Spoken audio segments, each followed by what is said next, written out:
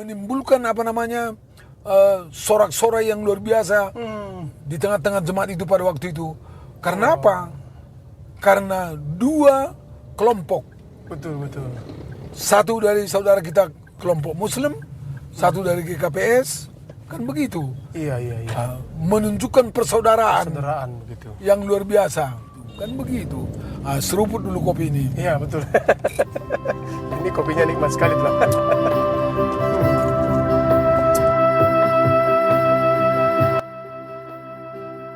Horas Shalom. Salam. Jumpa kembali bersama kami, saya Pendeta Riam Sapurba dengan orang tua kita, sesepuh kita, Bapak Pendeta Dr. Edison Munte. Kali ini kami menikmati seruput kopi. Ya, ini dia. Tapi kami sengaja membawa kopi sambil berjalan-jalan menikmatinya dan berdiskusi. Ya, kali ini kita diskusinya spesial ya Tulang ya.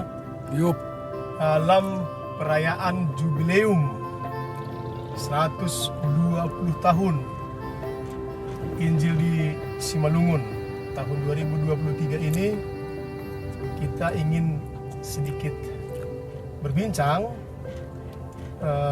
mencari ilmu, cerita pengalaman dengan orang tua kita ini yang pada saat jubileum 100 tahun, pada saat 20 tahun yang lalu beliau sebagai eporus di GKPS. Gimana kabarnya Tulang? Kabar baik, sehat walafiat, masih kuat makan Dan tetap bersuka cita. dan tetap bersuka cita. Salam jubileum Tulang. Salam jubileum. Horas Heja Mahita Marjubileum. Heja Marjubileum. Kalau dulu ada istilahnya Heja Mar Eta-Eta. Ya, Heja Marita Eta. Heja Mar Eta-Eta. Nah, di GKPS kan Tulang kita mengenal istilah yang setiap tahun kita rayakan, yakni olop-olop ya. Ya, olop-olop. Olop-olop. Dan sekali dalam 5 tahun setiap periode kita merayakan apa yang disebut dengan jubileum gitu ya. Oke. Istilahnya dirubah. Istilahnya dirubah. Jadi jubileum. Apakah itu hanya pengubahan istilah atau juga ada variasi dalam pelayanan dalam perayaan begitu Tulang? Ya, Gimana kira-kira? maksudnya seperti itu supaya bukan hanya sebagai pengubahan istilah, tapi jiwanya juga, semangatnya juga, perayaannya juga, supaya itu perayaan yang dilakukan itu betul-betul sebuah pesta perayaan yang menghangatkan dan sebuah pesta perayaan yang imani dia gitu. Sebuah pesta perayaan yang hangatkan sekaligus imani begitu. Ya. Kalau olop-olop kan biasanya kita membuat ada kegiatan pra olop-olop yang biasanya kita rayakan di tingkat resort begitu ya, dari jemaat ke resort begitu ya. Iya. Kalau jubileum, kalau dulu saya ingat, dulu kalau 20 tahun yang lalu saya masih SMA itu barangkali Tulang. Oh. Saya masih ingat Hamkhotbah dan perayaannya itu dalam lingkup CGKPS ya. Iya.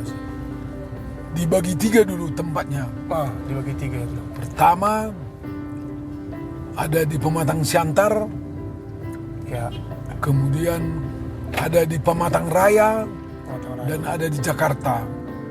Nah, jadi kalau di Pematang Siantar itu dulu di lapangan Simarito itu, Simarito ya.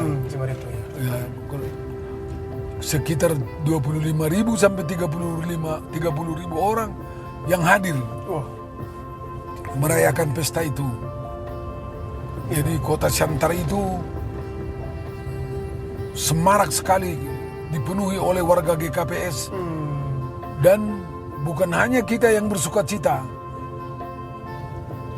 tukang cendol pun bersuka cita, tukang jual pecal pun bersuka cita. Iya. Karena warga kita, tukang mie pangsit juga Tukang parkir bahkan tukang beca gitu ya. tukang parkir dan tukang beca.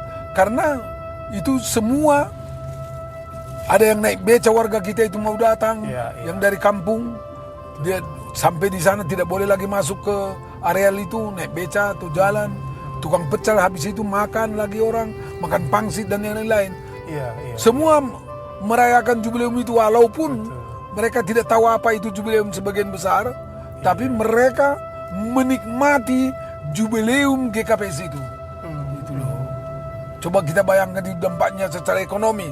Secara ekonomi dulu secara sederhana, Kota Pematang Siantar itu berkumpul 30.000 orang, dan seandainya pun setiap orang membawa makannya dari kampung, mereka pasti akan minum cendol. Betul. Dan tukang cendol juga merasakannya. Betul. Nah, itulah contoh yang sangat sederhana. Betul. Tukang pecal pun begitu. Betul.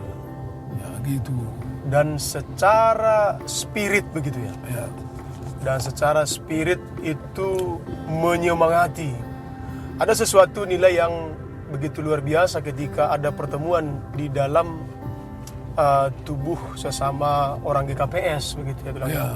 Apalagi itu pertemuan akbar yang dirayakan sekali dalam, kalau olop-olopnya sekali dalam setahun, kalau jubileumnya sekali dalam 5 tahun begitu ya. Ya. Bagaimana Ham melihat itu pada saat itu sebagai seorang pucuk pimpinan di gereja kita begitu? Ya. Jadi kita mengalami itu, saya pakai istilah mengalami. Ya. Mengalami persekutuan itu. Kan begitu. Ya. Dengan seluruh warga jemaat yang bisa hadir. Makanya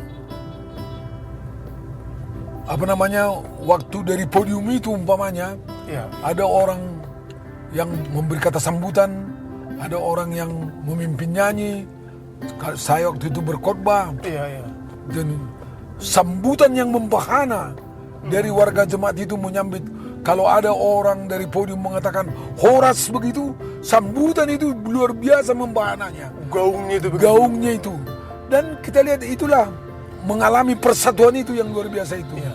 Mengalami kesatuan itu, gereja sebagai persekutuan itu kita rasakan gitu loh. Betul. Jadi itu luar biasa.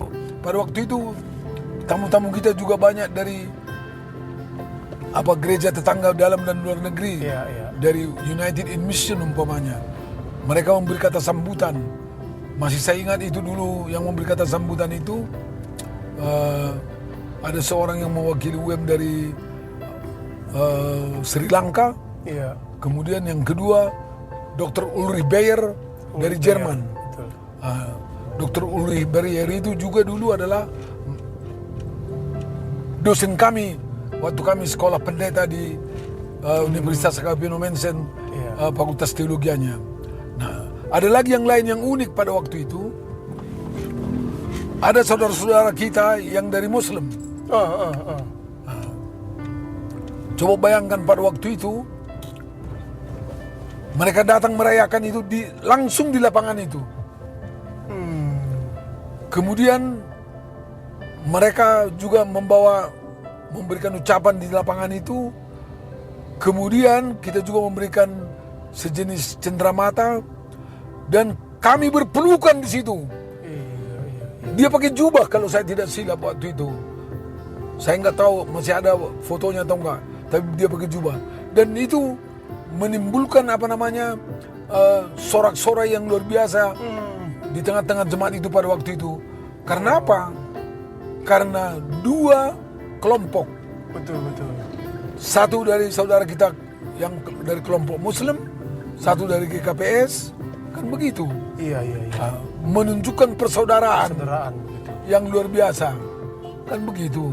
Nah, itu juga adalah bagian dari kita mengalami bukan hanya secara agama yang kita alami itu, tapi sebagai bangsa. Betul. Kan begitu. Bagaimana kita mengalami itu sebagai dua orang atau dua kelompok sebangsa dan setanah air walaupun berbeda agamanya. Kan begitu. Artinya spirit daripada jubileum pada saat 100 tahun waktu itu meruntuhkan sekat-sekat pembatas begitu ya. Iya. Antara agama kita dengan agama orang lain. Dan dalam perayaan itu bukan hanya ya kita yang merasakan itu, tetapi semua yang hadir merasakan bagaimana sukacitanya ketika kita bisa merayakan, menikmati hal itu bersama-sama dengan mereka begitu ya. Saya ingat waktu itu begitu senangnya, begitu sukacitanya pertemuan itu juga. Iya. Di tengah-tengah lapangan itu loh, di situ kita berpelukan. Iya. Gitu loh. Dan itu menimbulkan respon spontan dari warga jemaat yang hadir begitu. Dan coba bayangkan tepuk tangan semua warga jemaat, ada Puluhan ribu begitu. puluhan ribu orang, kan begitu. Iya. Tentu bukan hanya secara kasat mata kita melihat itu, tapi itu juga punya pesan yang sangat kuat sebenarnya begitu ya.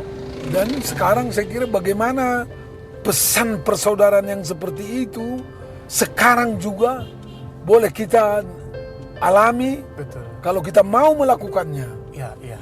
Kalau kita mau membuat itu menjadi sebuah kesan dan pesan pada zaman ini, bukan hanya seperti sebuah hal yang sudah berlalu 20 tahun yang lewat. Betul. Jadi how to experience that kind of fellowship now. Kan begitu. Betul. Jadi bukan hanya sebagai sebuah peristiwa yang sudah masa lampau. Kalau begitu aja nanti dia sebagai cerita saja. Betul. Bagaimana kita membumikan itu pada saat ini begitu ya? Ya iyalah. Kalau dulu jenis perayaannya kita katakanlah 3 tempat begitu ya, dan satu tempat ada sampai puluhan ribu. Sekarang mungkin kita tidak merayakannya dengan sistem berkumpul seperti itu, tetapi harapan kita bagaimana pesan daripada jubileum itu tidak tertinggal di masa lalu begitu ya.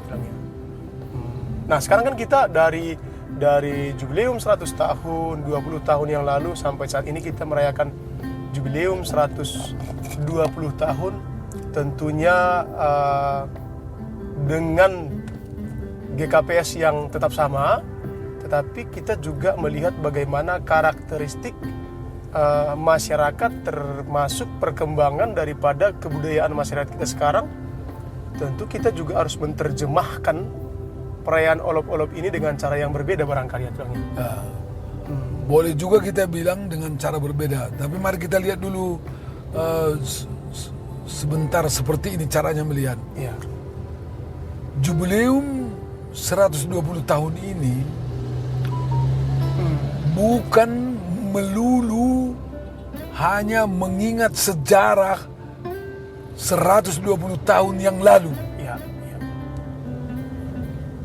Artinya bukan hanya melihat atau memikirkan dulu ada pendeta Gustais. Seperti itu saja. Bukan. Bagaimana kesinambungan dari 120 tahun yang lalu itu berkesinambungan terus dari zaman ke zaman, dari fase kehidupan ke fase kehidupan, fase sejarah sampai hari ini, sebuah satu rangkaian yang tidak bisa dipisahkan sampai kepada hari-hari yang akan datang, zaman yang akan datang. Jadi jangan sempat ini hanya menjadi sebuah sejarah yang ansih.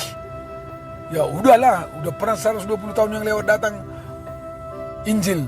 Kalau seperti itu saja, itu namanya sejarah hanya mengenang yang lama. Hanya mengingat-ingat. Padahal kita sekarang mau membuat makna yang baru dengan Injil dalam zaman modern yang ini. Kalau dulu nenek moyang kita belum Kristen, belum menerima Injil, seperti itulah gayanya dulu untuk memberitakan Injil. Sekarang bagaimana memaknai itu? Memaknai Injil pada zaman 120 tahun sesudah 1903. Iya. Dan untuk berikutnya juga mempersiapkan zaman yang berikut. Betul. Menyatakan ini.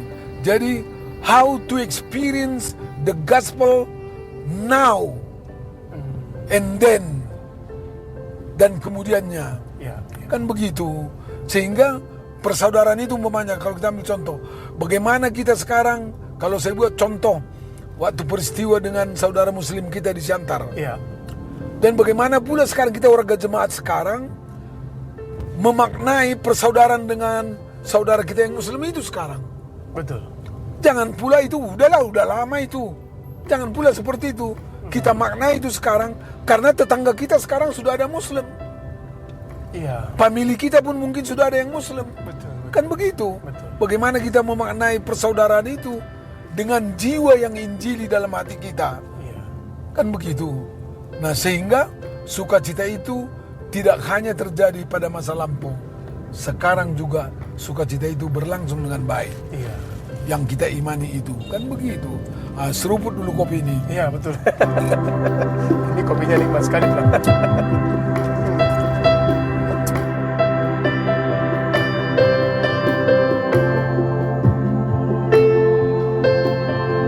Nah, sekarang di distrik-distrik dan di resort-resort kita merayakan jubileum dengan cara yang berbeda-beda, meskipun secara esensial maknanya tetap sama, bagaimana supaya pesan Injil itu bisa kita rasakan di internal kita GKPS, dan mungkin juga seperti yang Han bilang tadi, dan itu memang sesuatu yang harus, bagaimana supaya pesan Injil itu juga bisa dirasakan oleh teman-teman kita di luar GKPS, bahkan non-Kristen, begitu ya. Sama seperti istilah itu, bahwa jubileum itu adalah pada prinsipnya adalah sebuah pembebasan. Nah, di beberapa distrik GKPS saya melihat ada perayaan-perayaan sayembara, persekutuan antar resort, perlombaan seksi-seksi, dan ada beberapa distrik yang merayakannya dengan kegiatan bedah rumah, begitu ya. Bedah rumah, dan seperti kami di Resort Lubuk Pakam, kami membuat perayaan jubileum ini dan ada prajubileumnya, begitu. Prajubileumnya kita berencana untuk membuat pelayanan kesehatan atau pengobatan gratis dan kegiatan donor darah, kemudian senam sehat jantung, begitu yang direncanakan oleh panitia. Dan harapan kita dalam pelayanan kesehatan gratis itu bukan hanya anggota jemaat kita yang kita layani, begitu. Jadi di lingkungan itu di GKPS Batanghara ada berbagai macam penduduk di sana yang dari berbagai denominasi gereja, bahkan teman-teman Muslim juga ada di sana yang kita harapkan juga bergabung di sana, begitu. Nah, tentu saya pikir cara-cara seperti itu bolehlah menjadi salah satu usaha kita untuk memperkenalkan pesan Injil kepada mereka, tanda kutip seperti yang kita katakan tadi, bukan berarti mereka harus menjadi kita juga, begitu ya. Yang menjadi pergumulan juga sekarang ini adalah bagaimana kaum milenial ini, karena mereka juga yang nanti menjadi masa kini dan masa depan gereja kita, begitu. Seperti yang Ham katakan tadi, bahwa pesan Injil itu bukan hanya berbicara tentang histori, tapi juga berbicara tentang masa kini, now and then, begitu ya. Bagaimana kira-kira Ham selaku saya pikir senior yang sudah melihat begitu jauh hingga perkembangan saat ini, bagaimana kita menjawab tuntutan dari perkembangan ini, termasuk kebutuhan para milenial ini, kira-kira menurut Tantu? Mari kita pelan-pelan lah sedikit memikirkan itu dan men-share ini dengan para pirsawan kan, kan gitu. Nah, tadi sudah kita bilang kalau kita ingat salah satu peristiwa di pesta jubileum di Pematang Siantar itu 20 tahun yang lewat dengan saudara kita yang non-Kristen, non-Muslim. Tadi sudah kita bilang bahwa bagaimana juga sekarang kita, karena melalui Injil itu dikatakan bahwa kita mengasihi bukan hanya diri kita dan kelompok kita, tapi juga mengasihi orang lain yang bukan dari kelompok kita. Bagaimana mewujud nyatakan itu sekarang, satu, bukan hanya diwujud nyatakan sekali untuk selamanya. Bagaimana menumbuh kembangkan jiwa yang seperti itu dan melakukannya juga pada sekarang ini. Karena pluralisme itu atau masyarakat plural itu tidak bisa kita hindari. Karena kita tetap bersatu. Ada di tengah-tengah masyarakat. Dan biarkanlah suara Injil yang mengatur persaudaraan itu, mengatur bagaimana mengasihi sesama itu, menjadi kenyataan dalam hidup ini sekarang. Nah, itulah tentang itu. Kalau kedua tadi, kalau saya tidak salah mendengar yang Pendeta Ari bilang, di tengah-tengah jemaat kita sendiri. Ya. Oke. Bagaimana kegiatan-kegiatan yang ada ini? Oke lah, semua kita membuat kegiatan pra Olopolo, pra Jubileum dengan berbagai cara. Ada orang melakukan pengobatan massal atau apa namanya? Ada juga orang melakukan perlombaan sayembara kor, ada perlombaan ya yang lain-lain lah. Betul. Kan begitu. Nah, sekarang yang menjadi, kalau itu menurut saya silakan. Yang menjadi concern saya sekarang ialah saya baru membaca Pendeta Ari. Iya, siap. Saya baru membaca dalam satu artikel, yaitu ciri-ciri, salah satu ciri masyarakat atau generasi milenial ialah mereka kurang memperhatikan dan tidak perlu membicarakan tentang sejarah yang lewat. Mereka mau melihat apa yang terjadi sekarang dan mereka mau mempersiapkan diri untuk masa depan. Masa depan, betul. Jadi sejarah yang lampau itu nggak mereka begitu pikirkan. Iya ya. Walaupun menurut kita sejarah yang masa lampau itu ada gunanya, tapi bagi mereka, what's the meaning of the past? Itu sudah berlalu, tidak bisa lagi diubah, tidak bisa lagi diulangi. Yang sekarang ialah apa yang mau kita hayati sekarang, apa yang mau kita alami sekarang, apa yang mau kita alami berikutnya supaya kita persiapkan sekarang. Nah, karena itu, bagaimana kita melalui perayaan Jubileum ini juga mengatakan itu kepada anak-anak kita, generasi milenial ini, generasi Z dan generasi milenial, kan begitu. Ya. Bagaimana mereka melihat ini supaya betul-betul mereka mengalami Injil yang hidup, yang Injili sekarang. Iya. Itulah uniknya ini ya, uniknya generasi milenial ini ya. Iya. Sama seperti katakanlah mereka menikmati Facebook, tapi bagi mereka nggak perlu siapa yang menciptakan Facebook. Iya, gitu ya. bagi mereka nggak perlu itu. Untuk apanya itu? Siapa yang menciptakan Facebook itu? Iya. Yang perlu bagi mereka, mereka bisa mempergunakan Facebook dengan baik, berguna bagi mereka, dan mana tahu nanti Facebook hilang sesudah beberapa tahun. Betul. Mereka mempersiapkan itu yang mereka butuhkan.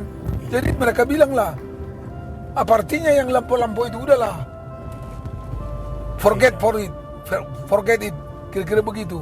Nah, karena itulah sekarang kita mempersiapkan ini bagaimana? Karena anak-anak kita di GKP sini sekarang, di GKP setelah dulu saya bilang, Ya.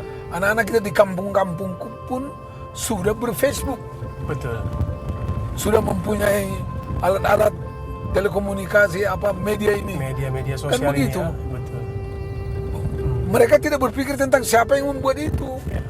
Mereka hanya berpikir bagaimana aku menikmati ini. Mudah-mudahan mereka tidak menyalahgunakan. Ya. Itulah tugas kita sekarang dalam Jubileum ini. Bagaimana agar tidak terjadi penyalahgunaan kehidupan ini dan alat-alat kehidupan yang ada pada zaman ini. Itulah yang mau kita persiapkan anak-anak kita. Merayakan Jubileum ini juga dari sudut pendidikan moralnya, dari sudut pendidikan seluruhnya, agar anak-anak milenial kita tidak sempat menyalahgunakan media-media yang ada ini. Iya, artinya menurut saya kan Tulang, itu menantang kita juga supaya perayaan selebrasi daripada Olopolop atau Jubileum ini, atau apa yang disebut dengan pra Olopolop, pra Jubileum, tidak melulu hanya menyasar kepada kebutuhan orang tua, begitu ya. Iya, iya. Tapi ada saat-saatnya kita misalnya kita buat perlombaan-perlombaan yang sifatnya bisa menggunakan media-media sosial ini kepada anak-anak kita. Katakanlah kalau itu kita katakan perlombaan misalnya, tapi paling tidak bagaimana supaya mereka juga berkarya melalui media sosial ini. Ya. Gitu ya. Contoh misalnya bagaimana mereka merangkai kata-kata motivasi lewat media sosial dan itu bisa di-share kepada banyak orang. Ya, Bagaimana mereka menggunakan aplikasi-aplikasi yang mendukung kepada pengetahuan-pengetahuan mereka, begitu kan? Apalagi sekarang ini di mana-mana kaum milenial ini juga atau kita juga bisa mengakses informasi, mengakses berita, bahkan kita bisa belajar secara mandiri dengan hadirnya teknologi-teknologi ini, begitu ya. Iyalah, kalau dulu nenek moyang kita buta huruf, kan begitu. Karena itu pendidikan dibutuhkan. Iya. Dan sesudah mereka mendapat pendidikan, orang-orang tua kita yang terdahulu dan anak-anaknya mendapat pendidikan, hidup mereka lebih baik kan? Betul. Kan begitu. Betul. Nah sekarang buta huruf yang sekarang yang mana?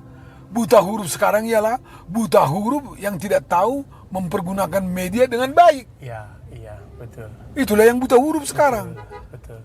Kalau dulu nenek moyang kita buta huruf dan diajari terus tahu membaca, hidupnya lebih baik. Betul. Dan menjadi berkat bagi orang lain. Sekarang jangan sempat melalui buta huruf yang berikut ini, kita buta huruf dengan teknologi, kemudian kita tahu teknologi itu, tapi merusak orang lain. Dan itu yang lebih parah ya. Itu yang lebih parah. Zaman dahulu. Iya, kan ini persoalannya. Sebentar lagi nggak tahu lagi kita buta huruf Arab lagi. Termin yang ketiga. Betul. Termin yang kedua ini namanya buta huruf karena teknologi. Iya. Kalau dulu untuk mempertemukan di jubileum 100 tahun untuk mempertemukan 25.000 orang harus dengan undangan ke gereja-gereja begitu ya. Iya. Supaya mereka hadir begitu. Sekarang untuk mengundang 25.000 orang itu cukup kita tinggal klik di handphone begitu. Iya. Sudah menyebar kemana-mana itu undangannya. Atau katakanlah kita bisa tidak usah bersama-sama seperti ini, tapi kita bisa berjumpa lewat media sosial dari berbagai tempat begitu kan? Iyalah. Nah itu juga bagian daripada pergumulan juga sekarang. Karena apa? Karena satu sisi kita terbantu dengan hadirnya media-media ini, tetapi di sisi lain kita juga terganggu dengan ini. Karena apa? Karena di saat-saat tertentu kita bersama, tetapi kita tidak jumpa begitu dia. Iya. Kita bersama di sini, tetapi si A pikirannya ke sana, si B pikirannya ke sini. Nah, saya pikir sejalan dengan apa yang Ham katakan tadi, bahwa karena memang keakanan daripada gereja kita ini di tangan kaum milenial ini juga. Untuk itu menurut saya kegiatan-kegiatan praolop-olop atau jubileum harusnya memang harus melibatkan mereka begitu ya. Iyalah. Dan kita bisa menjawab kebutuhan mereka. Bisa saja kita libatkan mereka, tetapi apa yang kita tawarkan tidak menarik bagi mereka begitu, itu pun sia-sia juga ya. Iya, iyalah. Nah, di tema kita tahun ini hasadaun pakon pangidangion na marbuah begitu ya telah. Iya, iya. Tentunya Ham juga selaku sepuh yang melihat perkembangan gereja, perkembangan teknologi, saya selaku pendeta muda selalu rindu kalau Ham selaku orang yang sudah punya banyak pengalaman segudang pelayanan, punya pesan tersendiri lah bagi kami orang-orang muda begitu. Bagaimana memaknai jubileum ini begitu. Dari pengalaman Ham tadi, dari pemahaman Ham, dari pengamatan Ham. Setelah Ham sedemikian lama mengamati gereja kita ini belakangan ini begitu. Iyalah. Jadi inilah memang perjuangan kita ini ya, apa namanya, yang perlu kita pergumulkan bersama. Yep. Yaitu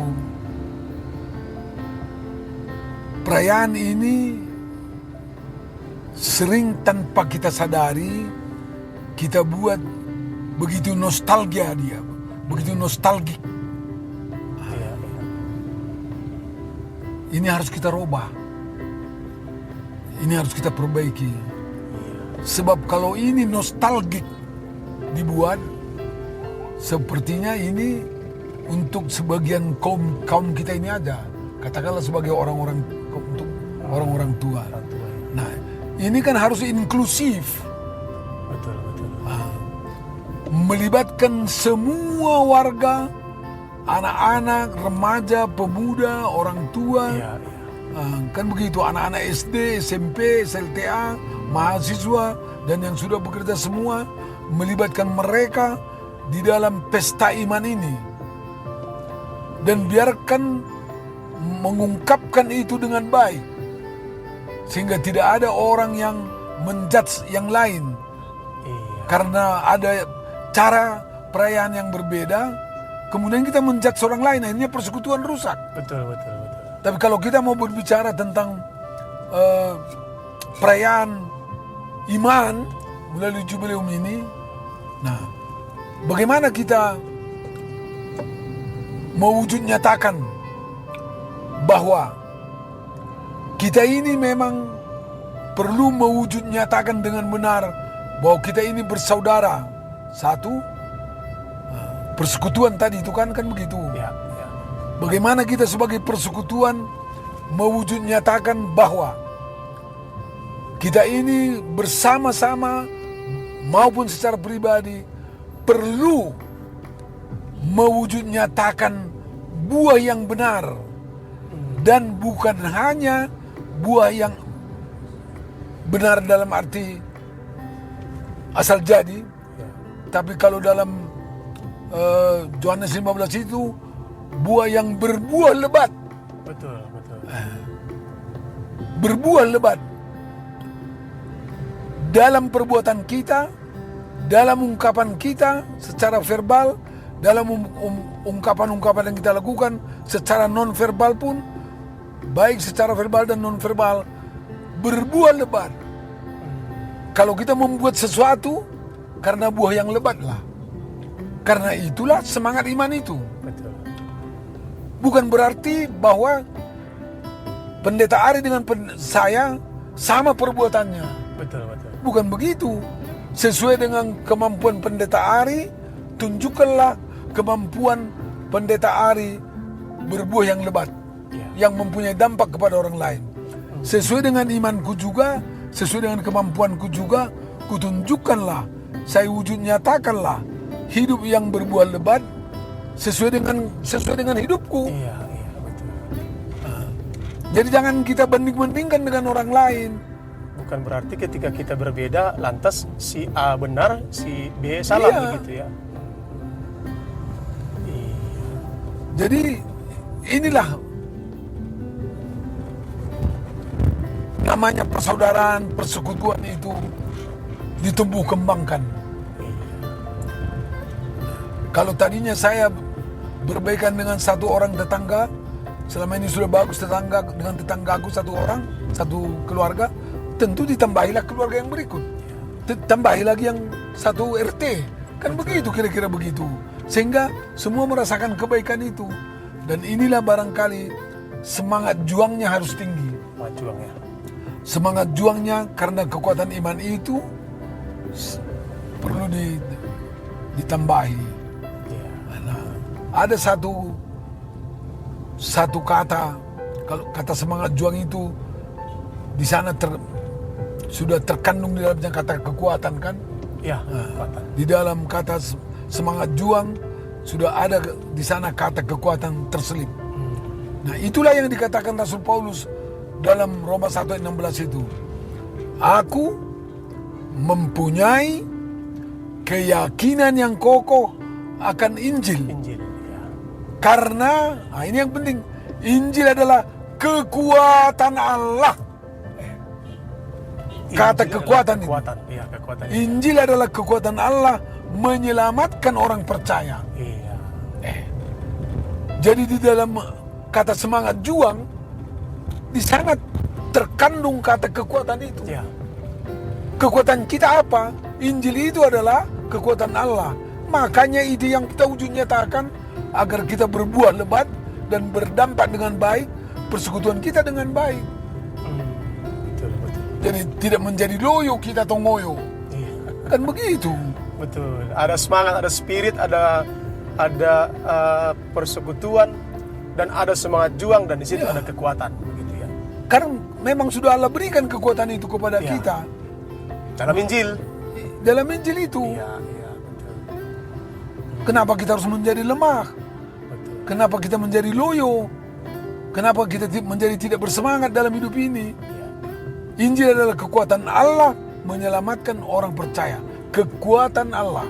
Dan kekuatannya itu sejak 120 tahun yang lewat masih terus dibagi-bagikan Tuhan Allah kepada kita sampai hari ini dan sampai ke masa depan. Sampai ke masa depan. Kan begitu. Kalau hari ini kita berjubileum 120 tahun, di tahun-tahun yang akan datang kita juga memaknai, menghidupi jubileum yang ke 125, 130 dan seterusnya begitu ya Tuhan. Karena Injil. Ya, karena Injil adalah kekuatan Allah. Betul. Ya. Dan itulah juga kekuatan kita merayakan jubileum 120 tahun ini. Iya. Kan begitu. Iya. Nah, Jadi inilah bagaimana menerangkan ini supaya anak-anak kita, anak-anak generasi milenium itu, generasi Z itu, terserah apapun namanya. Betul. Agar mereka juga merasakan kekuatan Allah itu sekarang. Iya. Mereka menghayati kekuatan Allah yang seperti itu. Dan mereka tangkap itu. Sehingga mereka berjuang tidak kalah dalam hidupnya sekarang menghadapi zaman milenium ini. Iya. Kan begitu. Betul sekali. Saya itulah ya, itulah dalam hati saya mengenai jubileum ini. Ya. Ya, jadi Bapak Ibu, kekuatan kita dalam berjubileum ini adalah Injil. Dan itu berasal dari Tuhan, dan itu juga yang kita imani, kekuatan daripada anak-anak kita, kaum-kaum milenial, untuk menjawab segala tantangan-tantangan perkembangan ini. Sehingga mereka tetap dalam segala macam tantangan perkembangan ini diterangi dan dikuatkan oleh Injil itu. Iya. Bungkus tulang. Haleluya lah. Haleluya.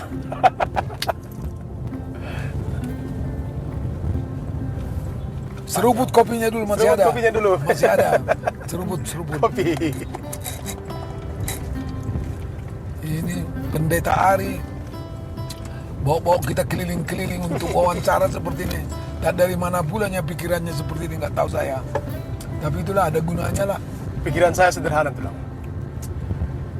Saya sangat senang belajar dari pengalaman apalagi orang-orang yang punya banyak pengalaman, apalagi seperti Ham ini kan. Karena bagi saya itu pengalaman yang Ham alami 10 tahun, 20 tahun, bahkan 30-40 tahun yang lalu akan tetap update hingga saat ini. Mungkin berbeda zamannya, tetapi saya pikir prinsipnya tetap sama. Sehingga menurut saya, seperti yang Hama katakan tadi kan, hidup ini kan simple. Jadi segala macam cara bisa kita buat untuk menjadi sarana kita menikmati hidup. Iyalah. Sama seperti ini. Kita ngobrol-ngobrol, kita keliling kota, kita melihat orang ramai, dan pada saat yang bersamaan kita seruput kopi dan menikmati perbincangan dan mendapatkan ilmu. Saya mendapatkan ilmu dari Ham, begitu dia. Ya, saya tidak sempat diajari oleh Ham di ruang kelas, tapi saya pikir apa yang saya dapatkan lewat perbincangan seperti ini lebih dari puluhan SKS di ruang kelas. Iyalah. Adalah gunanya kan begitu. Iya, betul.